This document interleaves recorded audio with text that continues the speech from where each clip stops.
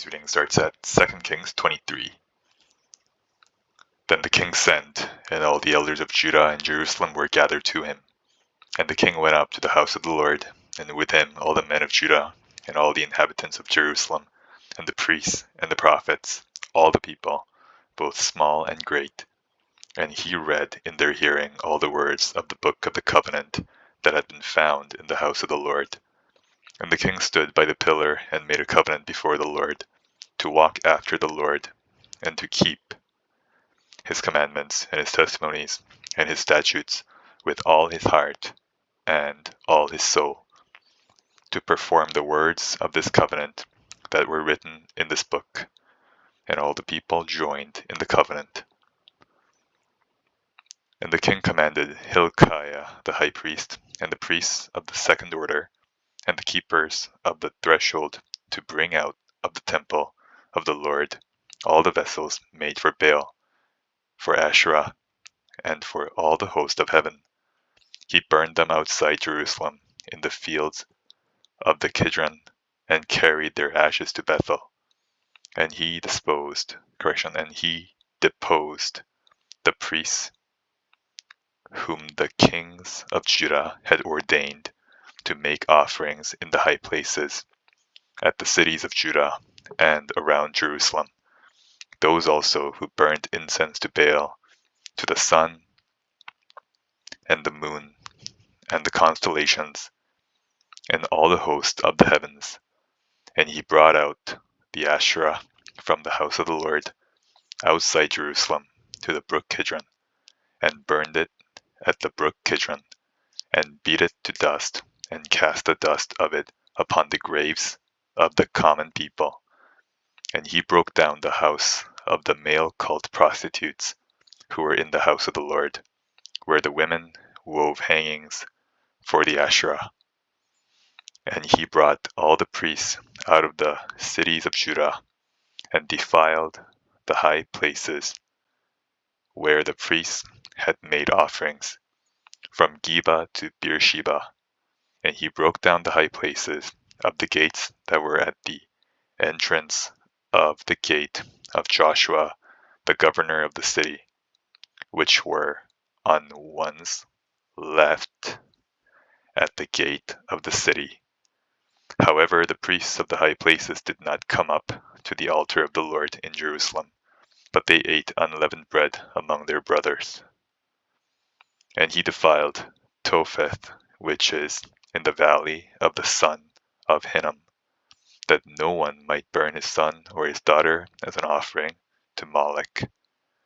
And he removed the horses that the kings of Judah had dedicated to the sun at the entrance to the house of the Lord, by the chamber of Nathan-melech the chamberlain, which was in the precincts. And he burned the chariots of the sun with fire, and the altars on the roof of the upper chamber of Ahaz, which the kings of Judah had made, and the altars that Manasseh had made in the two courts of the house of the Lord. He pulled down and broke in pieces, and cast the dust of them into the brook Kidron.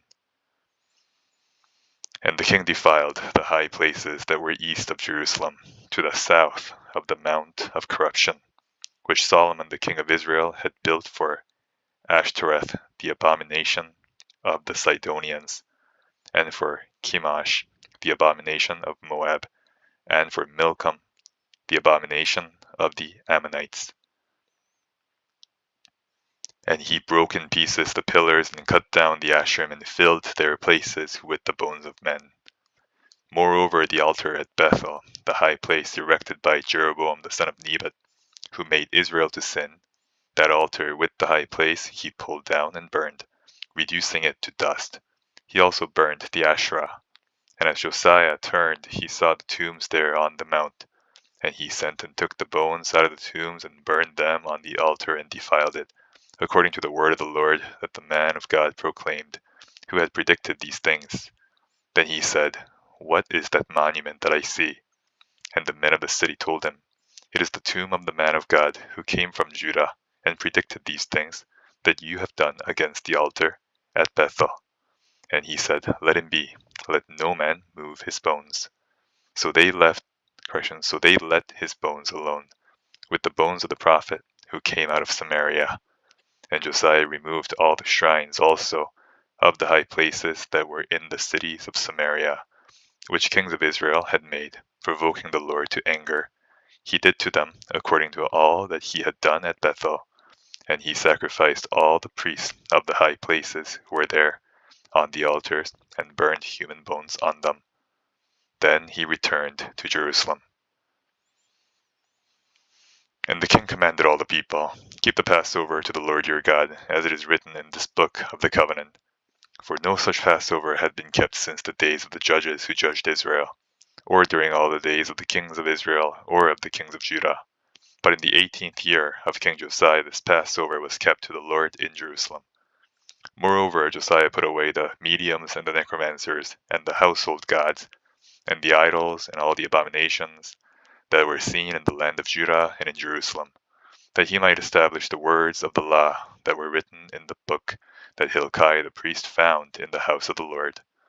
Before him there was no king like him, who turned to the Lord with all his heart, and with all his soul, and with all his might, according to all the law of Moses, nor did any like him arise after him. Still the Lord did not turn from the burning of his great wrath, by which his anger was kindled against Judah, because of all the provocations with which Manasseh had provoked him. And the Lord said, I will remove Judah also out of my sight, as I have removed Israel. And I will cast off this city that I have chosen, Jerusalem, and the house of which I said, My name shall be there. Now the rest of the acts of Josiah and all that he did, are they not written in the book of the Chronicles of the kings of Judah? In his days Pharaoh Necho, king of Egypt, went up to the king of Assyria to the river Euphrates. King Josiah went to meet him, and Pharaoh Necho killed him at Megiddo as soon as he saw him. And his servants carried him dead in a chariot from Megiddo and brought him to Jerusalem and buried him in his own tomb. And the people of the land took Jehoahaz, the son of Josiah, and anointed him, and made him king in his father's place. Jehoahaz was 23 years old when he began to reign, and he reigned 3 months in Jerusalem. His mother's name was Hamutal, the daughter of Jeremiah of Libnah. And he did what was evil in the sight of the Lord, according to all that his fathers had done. And Pharaoh Necho put him in bonds at Riblah in the land of Hamath, that he might not reign in Jerusalem, and laid on the land a tribute of 100 talents of silver, and a talent of gold. And Pharaoh Necho made Eliakim, the son of Josiah, king in the place of Josiah his father, and changed his name to Jehoiakim. But he took Jehoahaz away, and he came to Egypt and died there. And Jehoiakim gave the silver and the gold to Pharaoh, but he taxed the land to give the money according to the command of Pharaoh. He exacted the silver and the gold of the people of the land, from everyone according to his assessment, to give it to Pharaoh Necho. Jehoiakim was 25 years old when he began to reign, and he reigned 11 years in Jerusalem.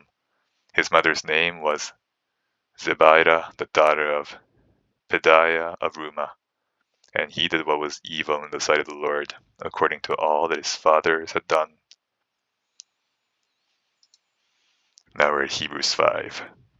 For every high priest chosen from among men is appointed to act on behalf of men in relation to God, to offer gifts and sacrifices for sins. He can deal gently with the ignorant and wayward, since he himself is beset with weakness. Because of this, he is obligated to offer sacrifice for his own sins, just as he does for those of the people. And no one takes this honor for himself, but only when called by God, just as Aaron was.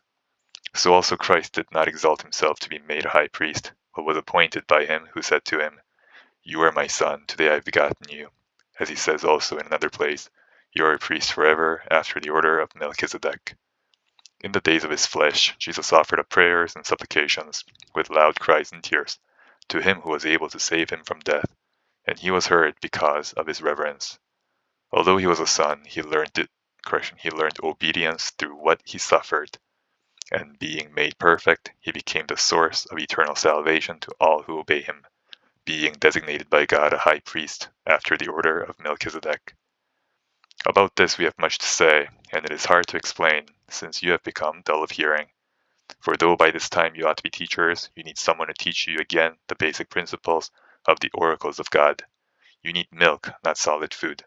For everyone who lives on milk is unskilled in the word of righteousness, since he is a child. But solid food is for the mature, for those who have their powers of discernment trained by constant practice to distinguish good from evil. Now we're at Joel 2.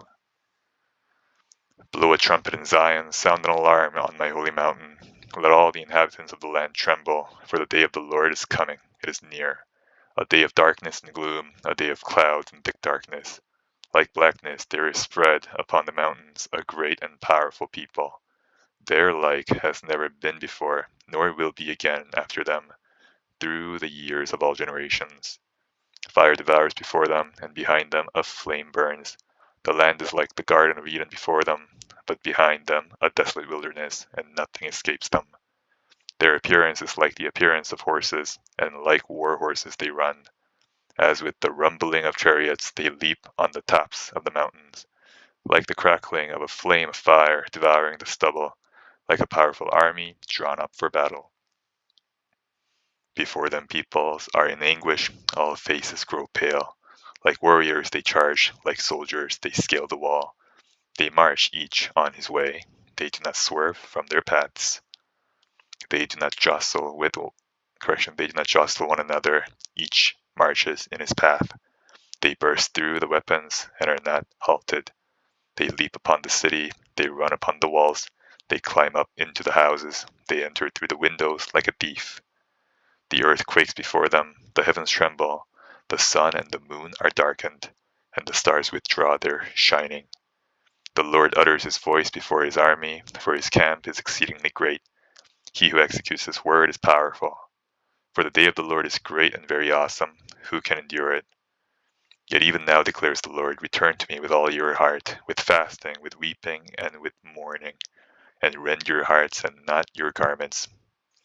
Return to the Lord your God, for he is gracious and merciful, slow to anger and abounding in steadfast love, and he relents over disaster.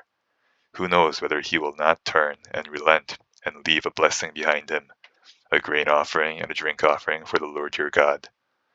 Blow the trumpet in Zion, consecrate a fast, call a solemn assembly, gather the people, consecrate the congregation, assemble the elders, gather the children, even nursing infants. Let the bridegroom leave his room, and the bride her chamber. Between the vestibule and the altar, let the priests, the ministers of the Lord, weep, and say, spare your people, O Lord, and make not your heritage a reproach, a byword among the nations. Why should they say among the peoples, where is their God?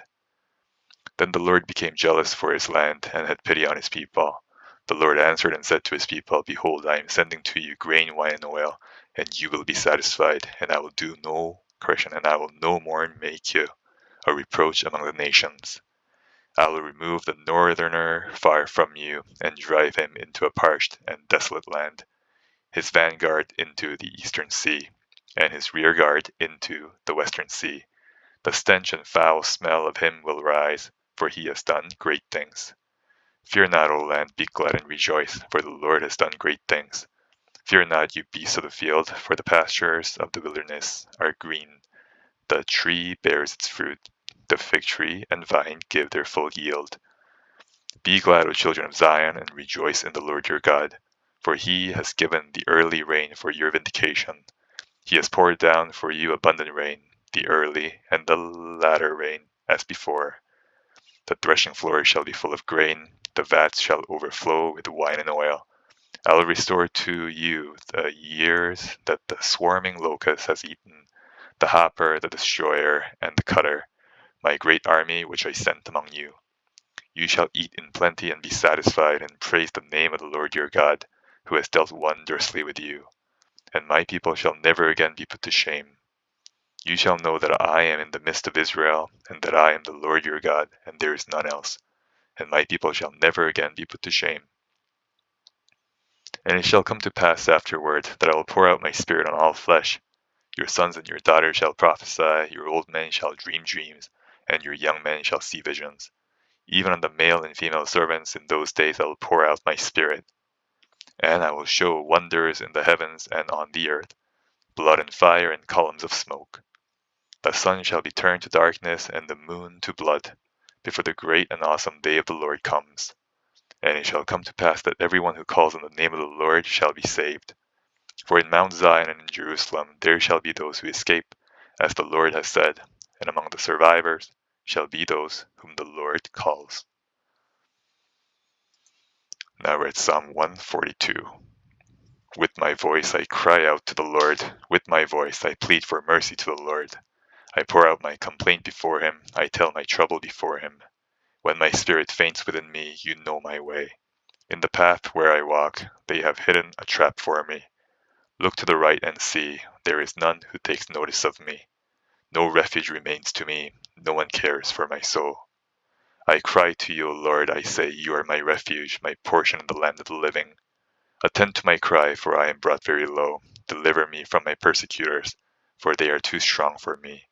Bring me out of prison, that I may give thanks to your name.